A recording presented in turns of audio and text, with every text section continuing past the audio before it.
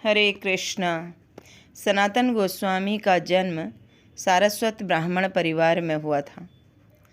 अमर और संतोष ये दोनों भाई बड़े ही विद्वान थे। इन दोनों भाइयों को 7 भाषाओं का ज्ञान था। तो उस समय राजा नवाब हुसैन शाह का साम्राज्य चल रहा था। नवाब ने अपने मंत्री को किसी गलती पर नौकरी से निकाल दिया। वह मंत्री भटकता भटकता रामकेली गांव में पहुंचा। रामकेली गांव में संतोष और अमर रह रहे थे। तो वहाँ उस मंत्री की भेंट अमर और संतोष से होती है। तो ये बहुत परेशान दिखाई देता है। तो संतोष और अमर उस मंत्री से पूछते हैं कि तुम इतने परेशान क्यों हो। तो उस मंत्री ने कहा कि मेरे मालिक ने मुझे नौकरी से निकाल दिया है, न जाने मुझसे क्या गलती हुई। अमर ने कहा, राजा के राज्य में एक स्तंभ है जो बिगड़ गया है, और अगर तुम उसे ठीक करवा दो तो राजा तुमसे प्रसन्न हो जाएगा। तो मंत्री ने वही किया। वह वापस गया और उसने उस स्तंभ को ठीक कराकर राजा को दिखाया। तो राजा बहुत प्रसन्न हुआ। तब राजा ने पूछा कि जब मैंने तुम्हें नौकरी से निकाला तो मैंने तुम्हें कोई रीज़न नहीं बताया था, फिर तुम्हें कैसे पता चला कि इस स्तंभ के कारण मैंने तुम्हें निकाला है। तब मंत्री ने कहा, मैं परेशान होकर भटकते भटकते रामकेली गांव में पहुंचा। वहां मुझे 2 व्यक्ति मिले जिन्होंने मुझे ये सब बताया। राजा सोचने लगा, जो इतनी दूर रहकर मेरे मन की बात जान लेते हैं, अगर वो मेरे मंत्री बन जाएं तो मेरा काम आसान हो जाएगा। राजा ने अपनी सेना भेजी, अमर और संतोष को अपने महल में बुलाया और दोनों को मंत्री बना दिया। तो उस समय देश में जातिवाद का बहुत बोलबाला था। अमर संतोष के नाम बदलकर दबीर खास और साकर मलिक रख दिए गए। कई वर्षों तक नवाब की नौकरी की दोनों भाइयों ने। तो एक दिन दोनों भाइयों को चैतन्य महाप्रभु के दर्शन हुए।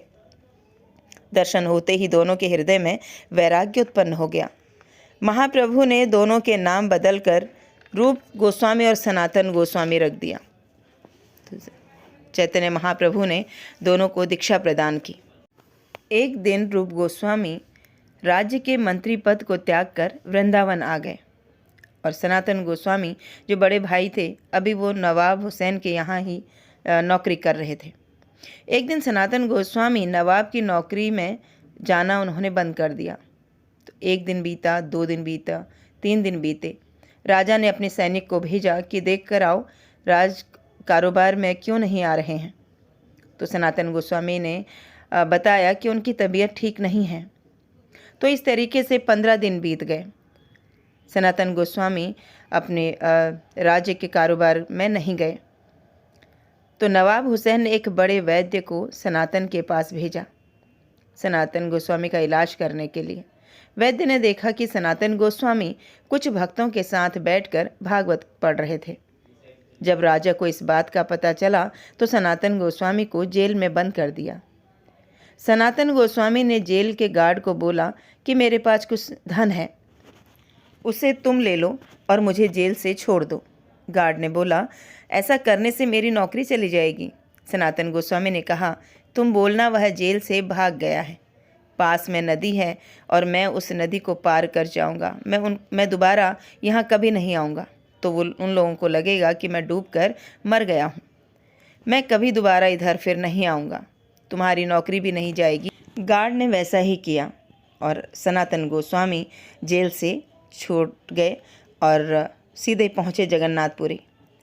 जब वहाँ जगन्नाथपुरी पहुंचकर उनको पता चला कि उनके छोटे भाई अनुपम ने शरीर त्याग दिया है और रूप गोस्वामी भी अभी अभी वृंदावन के लिए निकल चुके हैं। जगन्नाथपुरी में सिद्ध बकुल, जहाँ हरिदास ठाकुर जी रहते थे, वहीं पर सनातन गोस्वामी रहने लगे। सनातन गोस्वामी को मार्ग में भोजन पानी हर चीज़ की दिक्कत थी। जगह जगह का पानी पीकर उनका शरीर रोगग्रस्त हो गया था। धीरे धीरे शरीर में पस और खून बहने लगा। फिर भी महाप्रभु जब भी सनातन से मिलते उनको गले लगा लेते थे। इस सब से सनातन गोस्वामी दुख होता था उनको। तो एक दिन सनातन गोस्वामी ने सोचा, मेरे कारण महाप्रभु को कष्ट हो रहा है, ऐसे शरीर का क्या फ़ायदा। इससे तो अच्छा होगा कि मैं जगन्नाथ जी के रथ के नीचे आकर आत्महत्या कर लूँगा। तब चैतन्य महाप्रभु तो परम ईश्वर हैं, वो सब जानते हैं। तो एक दिन चैतन्य महाप्रभु सनातन से पूछते हैं, क्या आपने अपना शरीर और आत्मा कृष्ण को दे दिया है? सनातन गोस्वामी बोले, हाँ। तब महाप्रभु ने कहा, फिर आपको क्या अधिकार है कि आप इस शरीर को नष्ट करने का विचार अपने मन में लाए हो? अब यह शरीर आपका नहीं, श्री कृष्ण का है। फिर कुछ समय के बाद चैतन्य महाप्रभु ने सनातन गोस्वामी को कहा कि मैंने रूप गोस्वामी को कुछ कार्य दिए हैं, अब आप भी वृंदावन जाओ और रूप गोस्वामी को सहयोग करो। तुमने ग्रंथों का लेखन करना है, मंदिरों को नवनिर्माण करना है, उन लीला स्थलियों को जागृत करना है, उजागर करना है। तो महाप्रभु की आज्ञा से सनातन गोस्वामी ने एक हरि भक्ति विलास नामक ग्रंथ की भी रचना की। जब सनातन गोस्वामी वृंदावन पहुँचे तो वहाँ सिर्फ जंगल ही जंगल था, क्योंकि सारे मंदिर मुग़ल शासकों ने तोड़ दिए थे। तो सनातन गोस्वामी अपनी जीविका चलाने के लिए मधुकरी किया करते थे। मधुकरी करने के लिए मथुरा जाते थे। वहाँ एक चौबे परिवार था। वहाँ दरवाज़ा खटखटाया तो देखा कि चौबे जी की पत्नी ने दरवाज़ा खोला, और जब चौबे जी की पत्नी उनको मधुकरी में कुछ दे रही थी तो सनातन गोस्वामी की नज़र पड़ी कि सामने एक बहुत सुंदर विग्रह है जिनका नाम मदन गोपाल था, और उनके आसपास के बच्चे उन विग्रहों के साथ खेल रहे थे। तो सनातन गोस्वामी ने उनको बताया कि भगवान की सेवा कैसे की जाती है, और वापस अपने द्वादश टीले पर आकर रहने लगे। जब रात में सोए तो मदन गोपाल जी सनातन गोस्वामी के स्वप्न में आए और उनसे बोले कि तुम उनको क्या क्या सिखा कर आ गए हो, क्या नियम उनको बता कर आ गए हो। अब मुझे वहाँ बिल्कुल भी रस नहीं आ रहा है। तुम उनसे जाकर बोलो कि वो जैसा पहले कर रहे थे वैसे ही मेरी सेवा करें। उधर चौबे जी की पत्नी के स्वप्न में भी मदन गोपाल जी जाते हैं और उनको कहते हैं कि आपकी तो इतनी संतानें हैं, लेकिन जो ये बाबा जी आपके घर पर मधुकरी करने आते हैं, इनकी कोई संतान नहीं है, तो आप मुझे इनको दे दो। अब दूसरे दिन जब सनातन गोस्वामी चौबे जी के घर जाते हैं, उनको कहते हैं कि तुम जैसे पहले सेवा कर रहे थे वैसे ही सेवा करो भगवान की, उसी तरीके से भगवान आपसे खुश हैं। तो चौबे जी की पत्नी ने कहा, मदन गोपाल जी चाहते हैं कि वो उनकी सेवा स्वीकार करें, तो इसलिए आप इनको अपने साथ ले जाइए। तो सनातन गोस्वामी को मदन गोपाल दे दिए। सनातन गोस्वामी उनको लेकर आए, अपनी भजन कुटीर में विराजमान कर दिया। सनातन गोस्वामी मधुकरी में जो मिलता उसको लाते और मदन गोपाल को भोग लगाकर स्वयं प्रसाद पा लेते।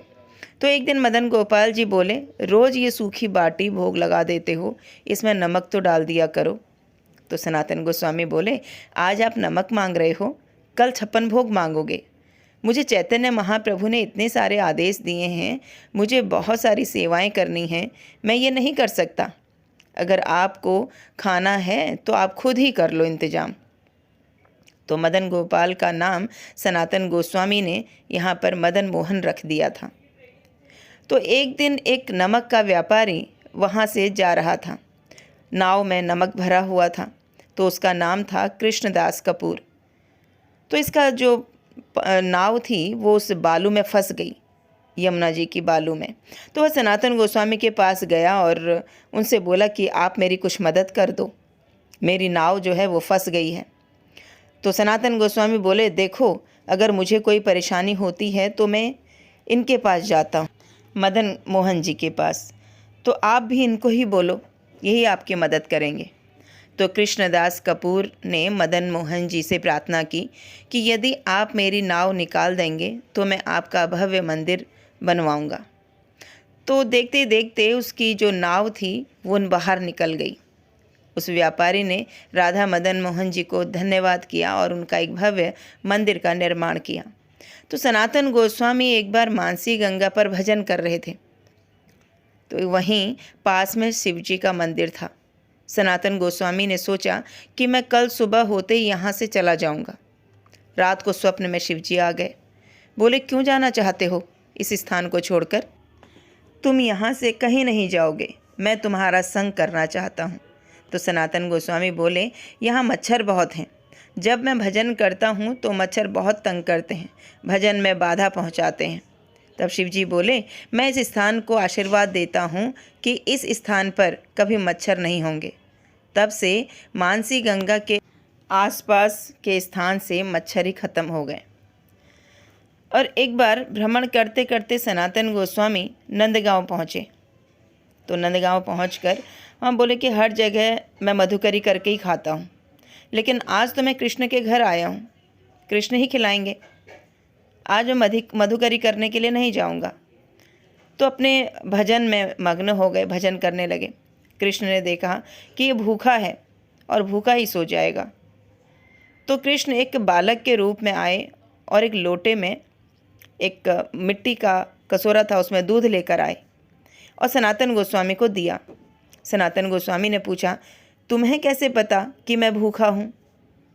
तो बालक बोला कि मैं यहाँ पास में ही रहता हूँ, मेरी माँ ने कहा कि आपको ये दूध दे दूँ। तो सनातन गोस्वामी ने दूध लिया और वो दूध पीकर सो गए। तो उन्हें थोड़ी नींद आई थी कि उनको स्वप्न में कृष्ण दिखाई दिए। सनातन गोस्वामी समझ गए कि ये बालक कोई और नहीं, भगवान श्री कृष्ण ही हैं। तो वो नींद से जागे और उन्होंने जिस बर्तन में दूध आया था उस मिट्टी के बर्तन को छोटे छोटे पीस बनाकर उनका प्रसाद स्वरूप में उनको ग्रहण करने लगे। तो सनातन गोस्वामी ने सोचा कि ये जो बर्तन है दूध का, जिसमें दूध आया था, वो कृष्ण ने उसको छुआ है, उसका स्पर्श किया है। तो उसको प्रसाद स्वरूप में सनातन गोस्वामी रोज़ थोड़ा थोड़ा लेते थे। तो ऐसे हैं हमारे महान आचार्य श्रील सनातन गोस्वामी। ऐसे अनेक आचार्य हुए हैं, ऐसे शुद्ध भक्त हैं जिनके लिए भगवान स्वयं उन भक्तों की सेवा करने के लिए आते हैं।